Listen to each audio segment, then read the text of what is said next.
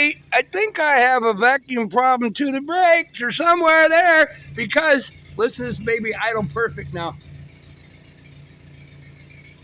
There's no up or down or nothing. And in a minute, I hit the brake pedal.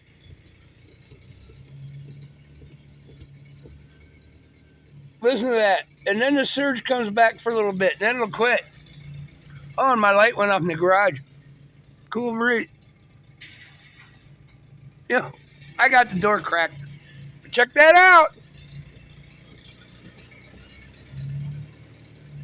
Hear that? Now it'll come out, but now it'll just stay there and it's going to idle just smooth. Look. Vacuum leak 101. Yeah, baby. I just got to find what it is. I think there might be a bad check valve. Ciao.